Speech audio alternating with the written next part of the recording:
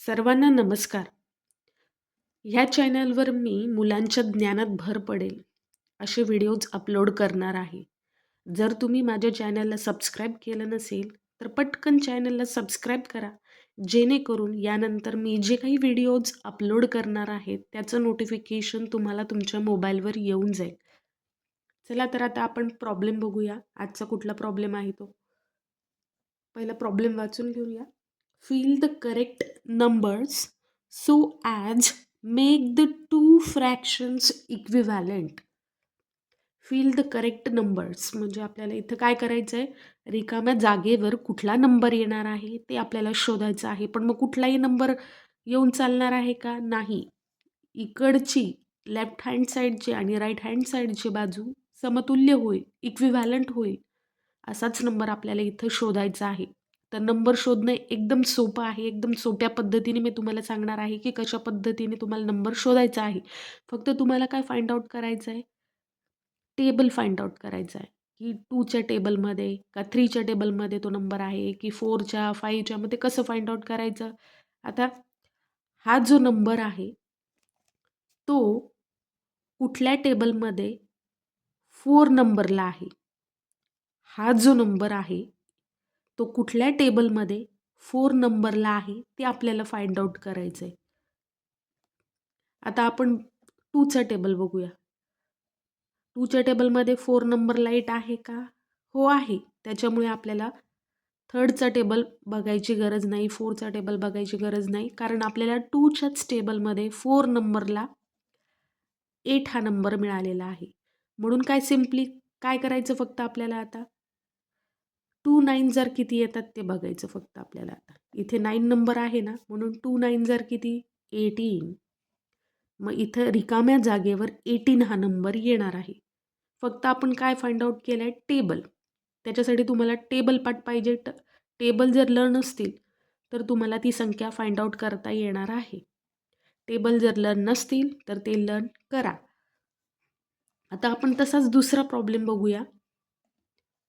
3/4 is equal to 15 आणि इथला number आपल्याला फाइंड आउट करायचा आहे.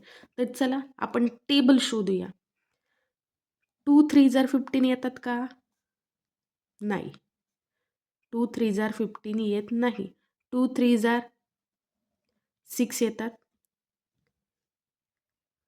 3चा टेबल आपण शोधून बघूया. 3 नंबरला 15 येतात का? 3 3 जर किती येतात? 9 येतात. 15 येतात का? नाही. 4 3 जर येतात का बघू आपण. 4 3 जा 12. म्हणजे 4चाही टेबलमध्ये 3 नंबरला 15 येत नाही. मग आपण 5चा टेबल बघू. 5 3 जार 15. म्हणजे कुठल्या टेबलमध्ये 3 नंबरला 15 येतात? 5च्या टेबलमध्ये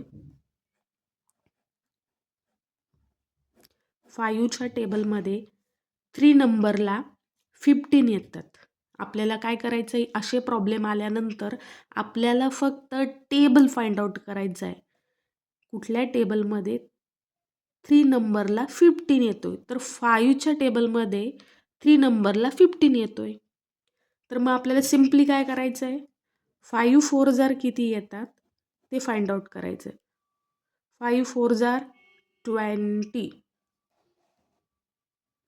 फिल इन द ब्लँक्समध्ये येणारे, इथे एम्प्टी स्पेसमध्ये येणारा नंबर आहे 20. अशाच पद्धतीने आपण पुढचा प्रॉब्लेम सोडवूया. 4/2 इज इक्वल टू 28 आणि इथला नंबर आपल्याला शोधून काढायचा आहे. सेम तशीच पद्धत आपल्याला फॉलो करायची आहे.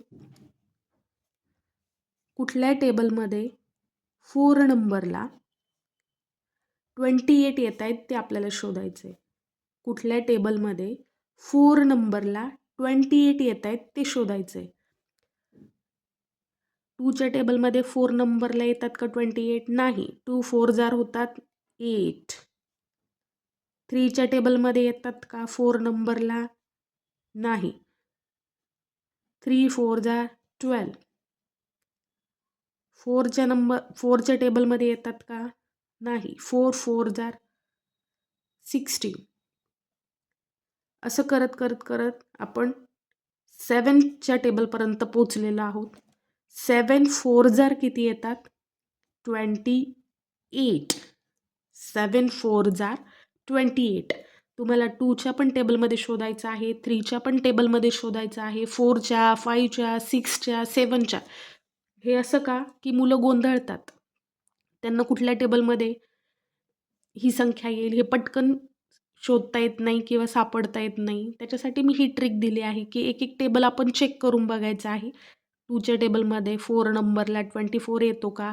3च्या टेबलमध्ये 4 नंबरला 28 येतो का? असे एक टेबल आपल्याला शोधायचे आहे. तर आपल्याला कुठला टेबल सापडला आहे? 7 नंबरचा टेबल सापडला आहे, ज्याच्यामध्ये 4 नंबरला 28 येतात. मग आपल्याला काय करायचं आहे? फक्त 7 2 जार किती येतात ते तिथे लिहून टाकायचं आहे. 7 2 जार 14.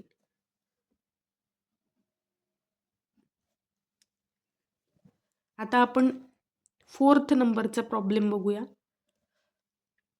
5/8 = 10 आणि खालचा नंबर आपल्याला शोधायचा आहे. सेम त्याच पद्धतीने टेबल फाइंड आउट करा. आपल्याला 2चा टेबल फाइंड आउट करा. त्याच्यामध्ये 5 नंबरला 10 येतोय का ते शोधा. येतोय का? हो, येतोय. त्याच्यामुळे आपल्याला 3चा टेबल चेक करण्याची गरज नाही, 4चा पण टेबल चेक करण्याची गरज नाही, कारण 2च्याच टेबलमध्ये 5 नंबरला 10 येतो. म्हणून 2 × 8 किती येतं? 16. 2 8 जार 16. म्हणून इथं रिकाम्या जागेवर काय येणार आहे? कुठला नंबर येणार आहे? 6. तुम्हाला जर हा प्रॉब्लेम समजला असेल तर शेवटच्या एक्झाम्पलमध्ये या ठिकाणी कुठली संख्या येणार आहे ते तुम्ही कमेंटमध्ये सांगा.